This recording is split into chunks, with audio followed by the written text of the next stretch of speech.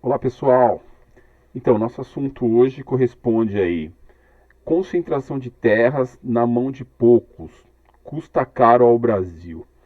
Então é um assunto muito pertinente para a gente trabalhar, porque esse assunto até hoje nos atrapalha e através daí dá para a gente entender um pouco mais aí porque atrasa um pouco o nosso desenvolvimento. Então quando eu pego aí desde o processo de colonização, é possível a gente entender como que se deu essa concentração. Então eu inicio pelas capitanias hereditárias, né, que corresponde aí a grandes extensões de terras que foram doadas pela coroa portuguesa para os donatários. E esses donatários, eles vão utilizar aí da lei de Sesmarias para atribuir essa terra aos seis-meiros. E esses seis-meiros têm por obrigação fazer essas terras serem produtivas. Quando esses seis-meiros não conseguem fazer essa terra ser produtiva, ele tem que entregar essa terra ao donatário. Porém, a partir daí é possível a gente presenciar esses latifúndios surgindo, né? Mesmo sendo por meio de doação, mesmo sendo por meio de concessão. Em 1850 surge aí a Lei de Terras. Mas essa Lei de Terras surge também com seus objetivos, né? Porque se a gente pega, por exemplo, do século XVI ao início do século XIX, essa terra ela vai ter uma finalidade muito grande na formação social desse território. Só que em 1850 esse território já está passando por algumas transformações. Né? Quais? 1850 o fim do tráfico negreiro. 1888, fim da escravidão. Então, esse período é o período que nós teremos aí um número significativo de escravos sendo libertos. Se utiliza a lei de terra do século XVI até o início do século XIX, esses escravos estariam se beneficiando. Porque do século XVI ao século XIX, as leis que eram utilizadas para permissão de ficar com a terra era de útil possidetis. Se você estava ocupando, logo essa terra pertencia a você. Né? Só que de 1850 para frente, o útil possidetis já não existe, né? Na verdade, o útil possidetis vai acabar em 1822, na independência. Então, 1850 é o momento para eles criarem uma nova política. E essa política é o quê? Vendas de terra. A partir daí eles estarão vendendo. Mas aonde que essa venda de terra estaria prejudicando o desenvolvimento do território? Imagina, do século XVI até o século XIX, a maior parcela da população era considerada mercadoria. Era vendida e comprada. Né? Logo, recurso era muito difícil adquirir. Então, se você cria uma política de venda de terra, esse liberto, sem recurso, não conseguiria comprar essa terra. Esse imigrante que estaria chegando aqui, sem recurso, também não compraria essa terra. Portanto, essa relação de poder ia permanecer. Então, aquele que tinha a terra como meio de ter poder na sociedade, agora vai adquirir poder na compra e venda. Aquele que adquiria recurso na venda de escravo, agora vai adquirir também recurso na compra e venda. Então essa sociedade colonial, ela já surge desigual. Por quê? Eu tenho uma grande parcela das pessoas que estão desenvolvendo o trabalho sendo escrava, logo não é considerada como cidadã, e sim como mercadoria. Portanto, é comprada e vendida legalmente.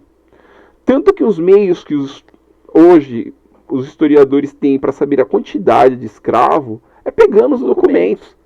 Porque os documentos lá tem, né? Quantos escravos foi vendido para tal proprietário, quanto que foi negociado em tal período. Então é mais fácil a gente adquirir dados da compra e venda de escravos do que da quantidade de portugueses que chegaram aqui. Por quê? Porque esse mercado era legal. Então, dentro desse mercado legal, a maior parte era escrava. Logo, a gente surge aí com uma sociedade desigual. Se essa sociedade é desigual, portanto, teremos um espaço geográfico desigual, porque esse recurso não chegará a todos. Então, esse proprietário de escravos, ele vai ter acesso ao que está sendo produzido, e os senhores de engenho também. Agora, esse outro grupo não. Portanto, fica visível aí a desigualdade dentro da nossa sociedade. E quando a gente fala de estrutura fundiária, a gente tem que entender um pouco como que é distribuída essa terra. Poderia ser de uma forma equilibrada? Sim, poderia. Teria uma sociedade melhor? Bem provável. Porque se todos têm acesso a terras de uma forma muito semelhante em quantidade, portanto a desigualdade não fica tão visível. Agora, quando você tem um processo concentrado, que são o quê? Alguns grupos ou famílias ou empresas tendo grandes extensões de terra, logo tem a relação de poder. E essa relação de poder, geralmente, vai prevalecer de acordo para beneficiar essas grandes famílias ou indústrias. Então isso atrapalha o desenvolvimento do território. Então aqui nós temos de 10 hectares, aqui a quantidade de famílias. Então 49% de famílias aqui no território brasileiro tem 2,3 de áreas de terra. Acima de 1.000 hectares, nós temos 0,9 de famílias, de pessoas. E aqui nós temos a área, 45%. Fica visível aí a desigualdade na concentração de terras aqui. E isso tudo atrapalha o nosso desenvolvimento. Então, na década de 50, Vargas ele vai desenvolver essa política de Amazônia Legal, que pega lá estados da região norte, um estado do centro-oeste, que é o Mato Grosso, um do nordeste, que é o Maranhão, e na década de 70, no período já militar, muitas pessoas vão se deslocar para lá. E esse deslocamento levará alguns impactos ambientais, principalmente o desmatamento. Né? Porque imagina, está indo alguns grupos para lá, mas está indo também pessoas que não têm recurso. E essas pessoas precisam de recurso para sobreviver. Mas são pessoas também que não têm escolaridade, logo não conseguem desenvolver tecnologia. Portanto, o único meio de adquirir seu recurso é vendendo algo natural, que no caso seria a madeira. Então percebe que se nessa região fosse desenvolvido um segmento para estar desenvolvendo mais tecnologia, não seria necessário estar vendendo a madeira. Se essa região não fosse tão concentrada e muitas famílias tivessem condições de ter recurso às terras, teria uma realidade também diferente. No segundo momento, né, depois do desmatamento, tem aí o gado, que hoje adentra a Amazônia Legal muito rapidamente. E o gado está trazendo um impacto ambiental muito grande na Amazônia Legal. E não podemos esquecer que o Brasil é um grande exportador de carne bovina. Então, esse processo de exportação que tinha como finalidade no século XVI, hoje no século XXI é muito similar. Então, passa-se o tempo, mas o processo econômico nosso não muda muito. E aqui nós temos a agricultura de precisão, né? Que aqui no caso soja. E a soja também é uma commodity de exportação. Então eu estou falando de algo que não se preocupa com a economia interna, não se preocupa com as pessoas que estão no território. Porque quando eu exporto, eu não consigo interferir no preço do feijão. Quem poderia interferir se fosse uma agricultura familiar plantando meu feijão? Porque se eu planto meu feijão, logo esse feijão será um pouco mais barato, mais acessível para mim. Mas se está plantando soja e mandando para exportação, não vai interferir aqui muito no mercado interno. Portanto, percebe que se houvesse uma reforma agrária, tudo aqui no território seria diferente, o acesso à cesta básica seria mais fácil.